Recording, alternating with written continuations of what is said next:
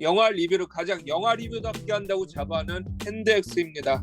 오늘 리뷰할 영화는 다나카 미츠토시 감독의 2009년 작품 화천의 성입니다. 일본 전국시대 가장 뛰어난 성이었다고 알려진 아즈치 성을 짓는 내용입니다. 우리나라에서는 멋진 악동으로 가장 알려져 있을 니시다 토시유키 배우가 아즈치 성을 지은 목수 오카베 마타이몬을 맡았습니다. 이게 역사 배경 영화다 보니까 실존 인물들이 많이 나오는데요.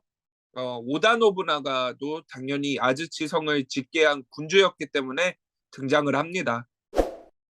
고증에 대해서 먼저 이야기해 보자면은 오다 노부나가가 시골 목수인 오카베 마타이몬을 고용하는 장면이 나옵니다. 근데 이제 실제로도 오다 노부나가는 인재를 신분에 연연하지 않고 뽑았는데요. 뭐 어떻게 보자면은 오다 노부나가가 힘이 없었기 때문에 좋은 신분의 사람들을 고용 못한 걸 수도 있고요. 그 외에도 신분을 보지 않고 그냥 능력만으로 그때는 이제 첫째가 아니라 권력 승계에서 뒤처진 셋째나 둘째나 그런 애들을 능력만 보고 데려왔거든요. 근데 그 사람들은 어차피 자기가 첫째가 아니라서 뭐 권력을 잡을 수가 없다 보니까 오다 노부나가를 따르는 것도 어떻게 보면 하나의 기회였기 때문에 충성을 다했겠죠. 이런 케이스를 뭐 다른 나라에서 보자면은 우리나라에서는 선덕여왕 같은 케이스가 있고 그리고 삼국지 중국에서는 조조가 가장 유명합니다. 또 오카베가 뭐 목수로 나오지만 성만 짓는 사람은 아니고요. 원래는 선조 배를 만들던 사람이에요. 오다 노부나가가 또 농담도 좋아하고 유럽식 의상을 입는 것으로 나오잖아요. 이것도 어느 정도 고증을 살린 건데요. 오다 노부나가 별명이 오아리의 바보였어요. 이제 바보라는 게 단순히 멍청하다, 전능하다라는 것보다는 그 당시 사람들이 하지 않는 행동을 괴짜 같은 행동을 많이 했나 봐요. 그래갖고 생각 못할 이상한 행동들을 이제 좋아하곤 해가지고 바보로 불렸던 것 같아요. 그 당시에는 굉장히 혁신적인 사고 같은 걸 많이 했고요. 그리고 마왕이라는 별명도 있거든요. 이 당시 스님들을 많이 죽였어요. 절도 불태우고. 왜 그러냐면은 이 일본 전국 시대, 센고쿠 시대 때는 절이 권력이 엄청나게 강했어요. 그래갖고 당연히 그 권력을 죽이는 과정에서 절을 많이 파괴했는데 그 정도로 이 당시에는 혁신적이었던 인물이었던 거죠. 그러다 보니까 바보라고 불렸던 것 같아요. 근데 그런 해석을 제가 읽어보고 나니까 우리나라에 또 바보 온달이 있잖아요. 이 바보 온달의 바보도 그런 의미가 아니었을까 좀 싶어요. 아무리 평강공주가 대단해도 바보를 가르쳐서 나라를 지키는 장소로 만들기는 어렵잖아요. 근데 바보가 전능하다라는 의미가 아니라 굉장히 독특하다라는 의미였다면은 바보 온달도 그런 의미 아니었을까? 그런 인물이었던 거가 아니었을까 싶어요. 개인적으로 우리나라는 참 갈 길이 멀다고 생각하는 게 뭐냐면은 사실 현대 배우분들은 그렇게 사극에 어울리는 배우분들이 아니잖아요. 굉장히 곱상하고 전부 하얗고 피부가 너무 좋고 거칠게 살아온 느낌이 전혀 없잖아요. 사실 하정우 배우분 정도 돼야지 야 인생 빡세게 살았다 이런 게 느껴지는 얼굴이지 신하균이나 그런 얼굴은 돼야지. 근데 요즘은 너무 미남에 빼빼 마르고 이런 배우분들이 많잖아요. 그런 게 정말 아쉬운데 근데 어떻게 보면은 그런 철저한 외모지상주의를 너무 심도 있게 고찰하니까 그것이 한류의 원천이 된 것 같기도 해요.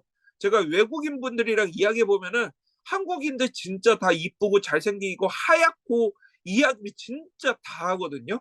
근데 이게 사실 우리나라 드라마나 영화의 주인공들이 전부 그런 배우밖에 없으니까. 근데 이게 나쁘게 보면 정말 다양성이 죽는 게 아닌가 싶어요. 이 영화 화천의 성만 봐도 주인공이 대머리의 배불뚝이 아저씨잖아요.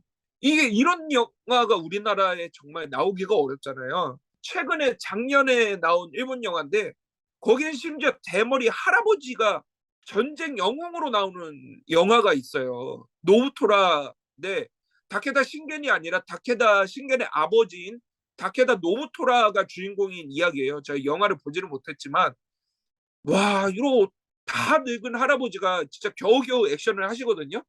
근데 와 이런 영화가 나온다는 건 그래도 일본이 진짜 아직까지는 이런 다양성의 측면에서는 우리나라보다 훨씬 낫다라는 생각이 좀 들었고요.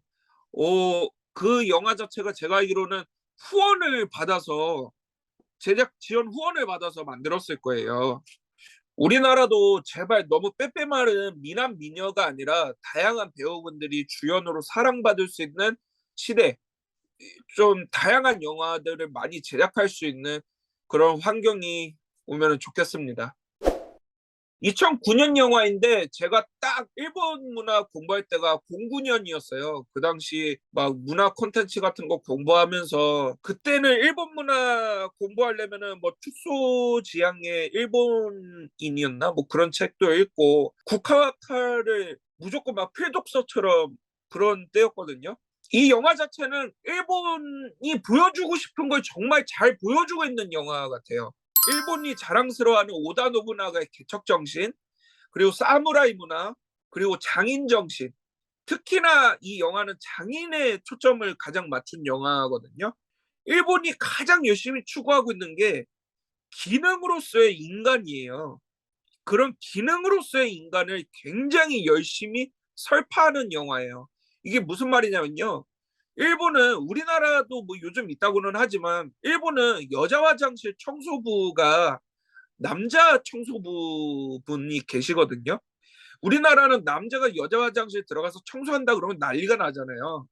근데 일본은 그렇지가 않아요. 왜 그러냐면은 그 청소부는 남자이기 전에 청소부라는 기능을 하고 있는 거예요. 청소부라는 역할을 하고 있기 때문에 그 사람의 성별이나 어떤 다른 요소들은 중요치가 않은 거죠. 일본은 이런 기능으로서의 인간을 굉장히 중요시 생각해요. 그런 게 장인 문화고요. 자기 목숨이 달렸어도 목수로서의 역할을 최대한을 하는 거야. 자기가 죽는다 해도 그게 목수로서의 기능이거든요. 이런 점에 있어서 어머니가 집안에서 여자는 계속 미소 지어야 한다 이런 거나 다케다 쪽의 살림공인 진베이가 나무를 쉽게 주는 이유 또 이런 게 결국에 장인 문화나 기능으로서의 인간을 설파하는 적과 일맥상통하다라고 볼 수 있습니다. 1999년작 철도원이라는 영화 굉장히 우리나라 유명한 영화인데 철도원에서도 굉장히 잘 나오는 메시지예요. 근데 재밌는 거는 철도원과 화천의 성 모두의 어머니 역의 오타케 신호부분이 나온다는 거예요. 이제 마타이문의 부인으로 연기하신 오타케 신호부분의 연기가 굉장히 엄청났습니다. 앞서 말한 주제 의식 같은 부인은 언제든 미소 지어야 한다고 기능되고 있는 어느 상황에서도 흔들리지 않고자 하는 모습, 슬프면서도 기능이 작동되는 인간으로서의 모습을 굉장히 신랄하게 연기를 해요. 어머니는 장인인 남편만큼이나 어머니라는 역할을 장인 정신으로만큼 충실히 하고 있는 건데요. 장인의 부인으로서의 정말 엄청난 모습인 거죠.